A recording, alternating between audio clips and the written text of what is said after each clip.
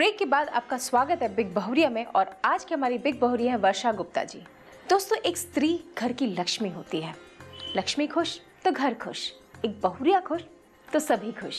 वर्षा जी, इस खुशी के पीछे राज क्या है? जिंदगी में सब चीज़ अच्छा मिला है, इस कारण से भी हो सकता है। सब चीज़ अच्छा मिला, हस्बैंड हो, बच्चे लोग हो, सास ससुर भी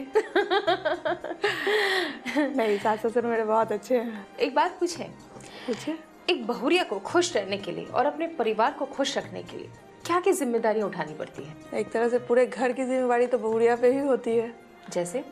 जैसे घर के सारे काम, बच्चे को देखना, घर में बड़े हैं तो उनका टाइम टेबल से सब चीज़ काम करना देना, खुशहाल घर का यही राज है। आपको क्या लगता है कि बहुरिया में सबसे इम्पोर्टेंट गुण क्या होना चाहिए? हर तरह की जिम्मेवारी उठानी पड़ती है। अब जैसे खाने का स्वाद बनता है तेल मसाले से, उसी तरीके से रिश्ते का स्वाद भी बढ़ता है हर तरह की जिम्मेवारी को उठाने से।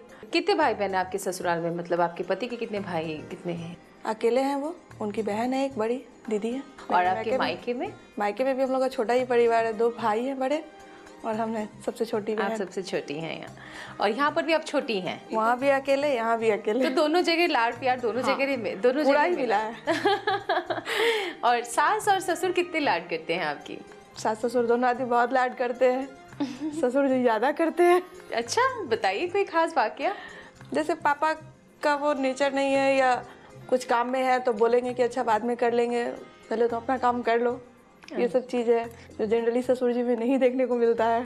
तो क्या था, मतलब शुरू से ही आपको एक बिजनेसमैन से शादी करनी थी या मतलब या सब? ऐसा कुछ सोचे ही नहीं थे, जो मिला अच्छा मिला। और काफी छोटी उम्र में भी शादी हो गई होगी? मेरी इस साल में ही शादी हो गई थी। तो जिम्मेदारियों का समझ थी आपको उस वक्त? उस समय तो नहीं थी, लेकिन इस मामले में कहेंगे परिवार अच्छा मिला। सास भी बहुत अच्छी थी, समझाती थी ये चीज़ ऐसे नहीं करो, ऐसे करो। या खाना वाना बनाने भी हमको ठीक से आता नहीं था उस समय, क्योंकि मैके में हम कभी काम करते नहीं थे। तो खाना वाना बनाने का भी यहाँ पे जैसे आने के बाद हम बहुत कुछ सीखे कि ये चीज़ ऐसे बनाओ, ऐसे बनाओ। रोटी तो खैर वही सिखाई है। अच्छा। रोटी हमको एकदम नहीं आता था। तो नक्शा बनाती थी हर बार? हाँ, अलग अलग देशों का नक्शा बनता था। जैसे मेरे हस्बैंड खाने में बहुत नखरा वाले हैं। शुरू में जब हम आए तो रोटी उनके लिए वो खुद बना के रखती थी। अब कैसा लग रहा है? अब बहू बन गई है एकदम, जिससे जिम्मेदार बहू, माँ बन चुकी हैं। हाँ, तो अब तो खैर सारा जिम्मेदारी उठा चुके हैं। अब नक्शा नहीं बनता? अब नहीं नक्शा बनता है। अब बहुत अच्छा खाना बनाते हैं। तो अब रोटी आप बनाती है, माँ बनाती है? नहीं, अब तो हम ही बनाते हैं हर चीज़।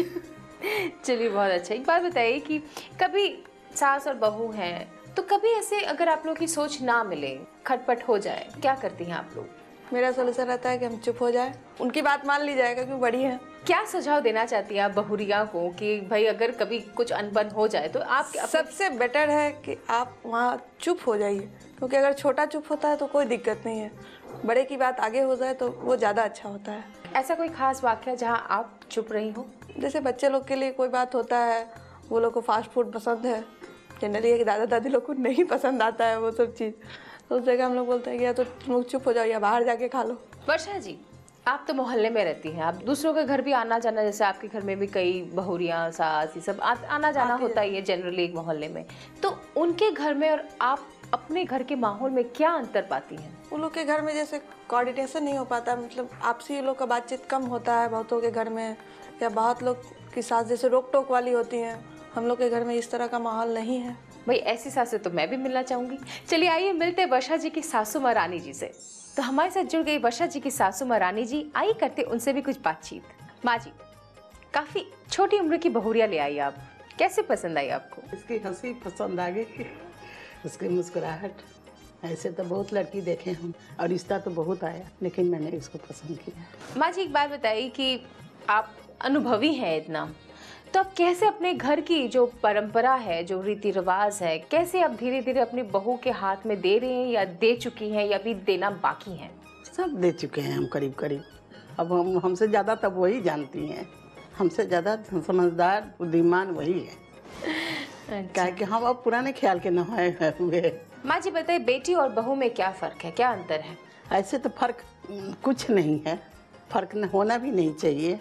आपकी नज़र से फिर भी? हमारे नज़र से तो बेटी बहू बराबर ही होनी चाहिए, क्योंकि बेटी दूर रहती है तो थोड़ा सा उस पर ज़्यादा आदमी को ये रहता है, माया रहता है। इसीलिए, और कोई बात नहीं होती है। और जब बेटी कभी मायके आती है घूमने के लिए, हाँ। तब कोई अंतर होता है? नहीं, बहुत इज्जत करती है हमारी बेटी। आती है हमारी बहुत ज़्यादा उसको करती है कि हमको कुछ बोलने का ज़रूरत ही नहीं है, और किसी को भी करती है। आती है तो हमको कुछ सिखाना नहीं पड़ता है उसको। आपके नज़रिए से माँ जी कि एक घर को एकता बनाए रखने के लिए क्या क्या चीज़ों की ज़रूरत होती है एक बहुरिया में? खुशी से रहने का तो रहेगा ही, क्योंकि हमारा ज़्यादा बड़ा परिवार है नहीं। आजकल की लड़की लोग बहुत समझदार होती हैं, कुछ सिखाने की ज़रूरत भी नहीं है। माँ जी एक बात बताइए कि आपके बेटे और बहू में कितनी समझदारी आपस में, कितने तालमेल हैं दोनों में? हमारे हिसाब से तो हमारे बेटे से ज़्यादा समझदार मेरी बहू है, सच पूछा जाए तो। अभी समझदारी अभी तक उसमें नहीं आई है। क्यों लगता है आपको ऐसे? कोई बात का डिसीजन नहीं ले पाता है सही। तो बिजनेस को कैसे वो संभाल लेते, जब डिसीजन लेना ही मुश्किल हो जाता है? हाँ, तो दुकान की बात तो दुकान में वही करता है, उसमें मेरी बहू ही बैठती हैं।